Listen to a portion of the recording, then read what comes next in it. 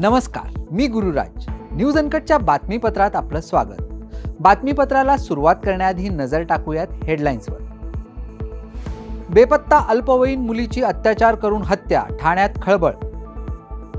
5 राज्यात नवीन राज्यपालांच्या नियुक्ती, वादग्रस्त आरिफ खानांकडे बिहारची जबाबदारी. पूंछमध्ये भारतीय सैन्य दलाची गाडी 350 फूट दरीत कोसळली, 5 जवानांचा जागीच मृत्यू. आणि चॅम्पियन्स ट्रॉफीमध्ये टीम इंडियाचे सगळे सामने दुबईत होणार, ICC कडून स्पर्धेचे हायब्रिड वेळापत्रक जाहीर. आता पाहूयात बातम्या विस्ताराने.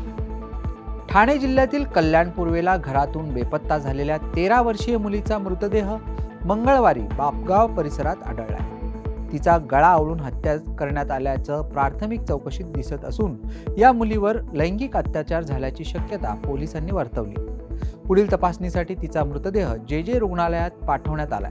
या संबंधीचा अहवाल प्राप्त झाल्यानंतर नेमकी स्थिती स्पष्ट होणार आहे, असं पोलिसांनी सांगितलं. दरम्यान आरोपींच्या अटकेसाठी मुलीचे नातेवाईक आणि नागरिकांनी आंदोलनाचा पवित्रा घेतल्याचं पाहायला मिळालं. बिहार दिल्ली विधानसभा निवडणुकीपूर्वी राष्ट्रपती द्रौपदी मुर्मू यांनी मोठा निर्णय घेत 5 राज्यातील नवीन राज्यपालांच्या नियुक्तीची घोषणा केली.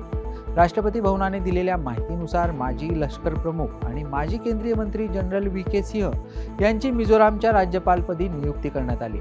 तर आरिफ मोहम्मद खान हे बिहारचे राज्यपाल असतील. तर माजी गृहसचिव अजय कुमार भल्ला यांची मणिपूरचे नवे राज्यपाल म्हणून नियुक्ती करण्यात आली. चॅम्पियन्स ट्रॉफी 2025 बाबत सुरू असलेला वाद आता संपलाय. ICCने या स्पर्धेचे वेळापत्रक जाहीर केले असून ही स्पर्धा आता हायब्रिड मॉडेलवर खेळवली जाणार आहे. म्हणजेच टीम इंडिया आपले सर्व सामने दुबईत खेळेल आणि उर्वरित सामने फक्त पाकिस्तानमध्ये खेळवले जातील. ही स्पर्धा 19 फेब्रुवारीपासून कराची येथे सुरू होणार असून 9 मार्चपर्यंत खेळवली जाणार आहे. पण फायनल कुठे होणार हे टीम इंडियाच्या सामन्यांवर अवलंबून असेल.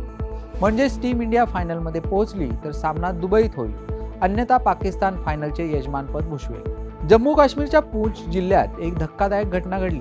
मंगळवारी सायंकाळी इथे भारतीय सैन्य दलाची एक गाडी दरीत कोसळली.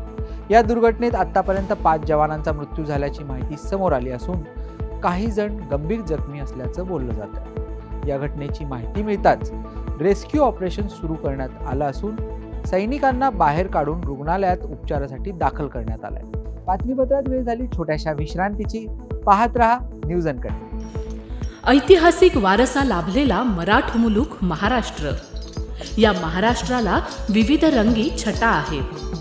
साहित्य, कला, पर्यटन, नृत्य, भाषा, संत परंपरा अशा विविधतेने तो नटलेला आहे.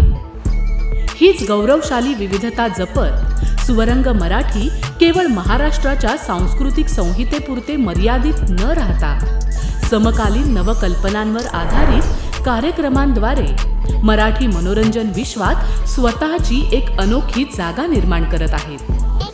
मराठी मनोरंजन क्षेत्रातील उत्तम दिग्दर्शक, लेखक आणि निर्मात्यांच्या प्रतिभेचा पुरेपूर वापर करून मनोरंजनाचा आगळा वेगळा रंग उधळण्यास आम्ही सज्ज आहोत.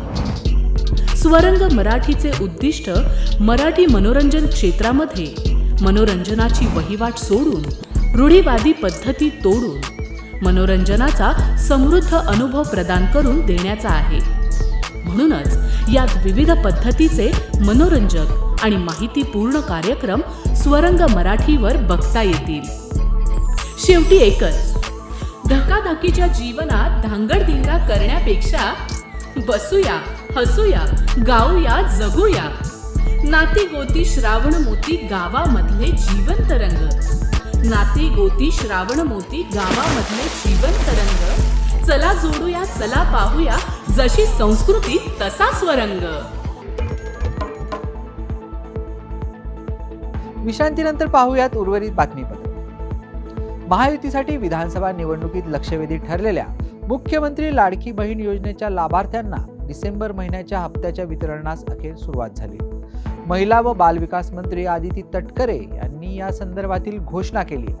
मंगळवारपासूनच लाभार्थ्यांच्या बँक खात्यात DBT द्वारे रक्कम जमा करण्यास सुरुवात झाल्याची माहिती तटकरे यांनी दिली. डिसेंबर महिन्याच्या हप्त्याच्या वितरणाची सुरुवात, सन्मान निधीच्या वितरणाची सुरुवात आपण आजपासून करत आहोत आणि साधारणपणे 9 ऑक्टोबर रोजी आपण शेवटचं DBT केलेलं होतं आणि त्यावेळेला जवळपास 2,34,00,000पेक्षा अधिक महिलांना आपण ह्या योजनेअंतर्गत लाभ दिला होता.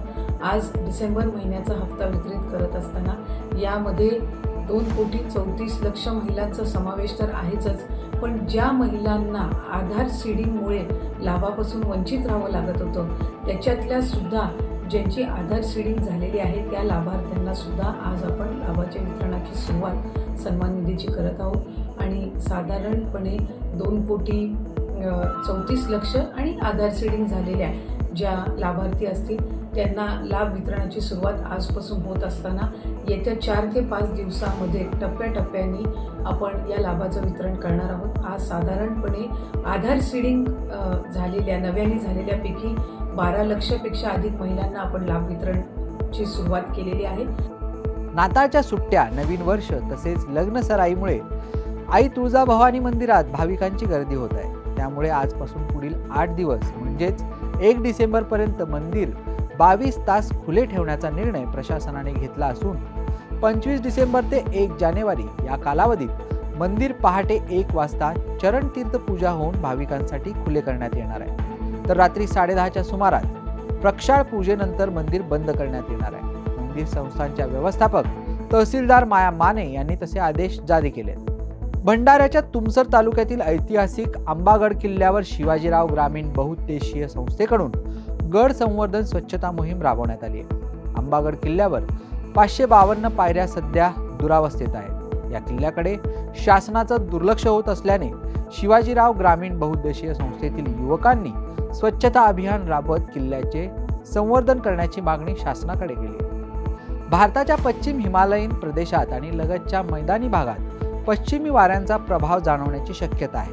परिणामी राज्यात 26 ते 28 डिसेंबर दरम्यान जोरदार पावसाची शक्यता असून ढगांच्या गडगडाटासह गारपीट होण्याचीही शक्यता हवामान विभागानं वर्तवली.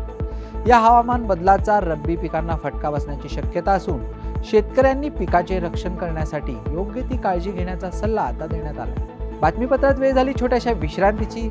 पाहत रहा न्यूज अनकट. ऐतिहासिक वारसा लाभलेला मराठ मुलूक महाराष्ट्र. या महाराष्ट्राला विविध रंगी छटा आहेत. साहित्य, कला, पर्यटन, नृत्य, भाषा, संत परंपरा अशा विविधतेने तो नटलेला आहे. हीच गौरवशाली विविधता जपत सुवरंग मराठी केवळ महाराष्ट्राच्या सांस्कृतिक संहितेपुरते मर्यादित न राहता समकालीन नवकल्पनांवर आधारित कार्यक्रमांद्वारे मराठी मनोरंजन विश्वात स्वतःची एक अनोखी जागा निर्माण करत आहेत. मराठी मनोरंजन क्षेत्रातील उत्तम दिग्दर्शक, लेखक आणि निर्मात्यांच्या प्रतिभेचा पुरेपूर वापर करून मनोरंजनाचा आगळा वेगळा रंग उधळण्यास आम्ही सज्ज आहोत. स्वरंग मराठीचे उद्दिष्ट मराठी मनोरंजन क्षेत्रामध्ये मनोरंजनाची वहिवाट सोडून, रूढीवादी पद्धती तोडून मनोरंजनाचा समृद्ध अनुभव प्रदान करून देण्याचा आहे. म्हणूनच यात विविध पद्धतीचे मनोरंजक आणि माहितीपूर्ण कार्यक्रम स्वरंग मराठीवर बघता येतील. शेवटी एकच, धकाधकीच्या जीवनात धांगडधिंगा करण्यापेक्षा बसूया, हसूया, गाऊया, जगूया. नाती गोती श्रावण मोती गावामधले जीवंत रंग. नाती गोती श्रावण मोती गावामधले जीवंत रंग. चला जोडूया, चला पाहूया, जशी संस्कृती तसा स्वरंग. विश्रांतीनंतर पाहूयात उर्वरित बातमीपत्र. छत्रपती संभाजीनगरच्या सोयगाव तालुक्याची खरीप हंगामाची अंतिम आणेवारी 15 डिसेंबर रोजी महसूल विभागाने जाहीर केली होती. त्यात आता सोयगाव तालुक्याची अंतिम आणेवारी 47 पैसे आल्याने तालुक्यातील शेतकरी दुष्काळी मदतीच्या निकषात बसले आहेत. त्यामुळे त्यांना शासकीय मदत मिळण्याचा मार्ग मोकळा झाला असून शेतकऱ्यांमध्ये सध्या आनंदाचे वातावरण निर्माण झाले आहे. संबंधित तालुक्यातील तहसीलदार प्रत्येक गावात एक ग्राम पीक पैसेवारी समिती स्थापन करतात. या समितीने दिलेल्या अहवालानंतर महसूल प्रशासनाने खरीपाची अंतिम पैसेवारी जाहीर केली. बंदी असलेलं 680 किलो प्लास्टिक जालना महापालिकेच्या पथकाने जप्त केलंय. शहरातील नवीन मोंढा भागातील शिवशंकर ट्रेडर्स दुकानावर छापा मारून 50,000 रुपये किंमत असलेले प्लास्टिक ग्लास आणि कॅरी बॅग महापालिकेच्या पथकाने जप्त केलंय. शासनाने बंदी घातलेल्या प्लास्टिक विकणाऱ्या दुकानांवर कारवाई करण्याची मोहीम जालना महापालिकेने हाती घेतली. त्यानुसार शहरातील नवीन मोंढा भागातील शिवशंकर ट्रेडर्स या दुकानावर छापा टाकून प्लास्टिक ग्लास आणि कॅरी बॅग्स जप्त केल्या आहेत. शासनाने बंदी घातलेलं सिंगल यूज प्लास्टिक विकल्याप्रकरणी दुकान मालक आशिष जैन यांना महापालिकेने 5,000चा दंड ठोठावण्याची कारवाई केली. बघा, सिंगल यूज प्लास्टिक संबंधी महापालिकेने कालपासून जी कारवाई करायला सुरुवात केली त्याचा आज दुसरा दिवस होता आणि आज आम्ही नवीन मोंढा येथे शिवशंकर ट्रेडर्स आशिष जैन यांच्या शिवशंकर ट्रेडर्सवर छापा मारला आणि तिथे आम्हाला 680 किलोचे प्लास्टिक कॅरी बॅग, प्लास्टिकचे ग्लास सापडलेले आहेत. याची किंमत साधारणतः 50,000च्या आसपास होते. दंड किती मारण्यात आलेला आहे? 5,000चा दंड त्यांना दिलेला आहे. नागरिकांना काय आवाहन करणार? नागरिकांना मी हेच आवाहन करेन की तुम्ही सिंगल यूज प्लास्टिकचा वापर हा बंद करून महापालिकेला सहकार्य करावे, जेणेकरून कचरा जो आहे तो कमीत कमी होईल आणि पर्यावरणाचंही रक्षण होईल. हे दुकान कुठे होतं? नवीन मोंढा येथे होते. आपलं नाव मॅडम? मी सुप्रिया चव्हाण, सहाय्यक आयुक्त, जालना शहर महानगरपालिका. राज्य शासनाकडून अंत्योदय लाभार्थ्यांना रेशन दुकानामार्फत प्रति कार्ड 1 किलो साखर उपलब्ध करून दिली जाते. मात्र भंडारा जिल्ह्यात यावर्षी एप्रिल महिन्यापासून 66,455 कार्ड धारकांना शासनाने साखरच दिली नाही. सध्या बाजारात साखरेचे दर 44 रुपये प्रति किलोवर पोहोचले आहेत. त्यामुळे गरिबांची होरपळ सुरू असून खुल्या बाजारातून साखर घेणे परवडणारे नसल्याची भावना लाभार्थी व्यक्त करतात. साखर न मिळण्याचे पूर्वीचे सर्व रेकॉर्ड तुटले असून तब्बल 9 महिन्यांपासून साखरेचे वितरण झालं नाही. वेळ झाली या बातमीसह या बातमीपत्रात इथेच थांबायची. पाहत रहा न्यूज अनकट.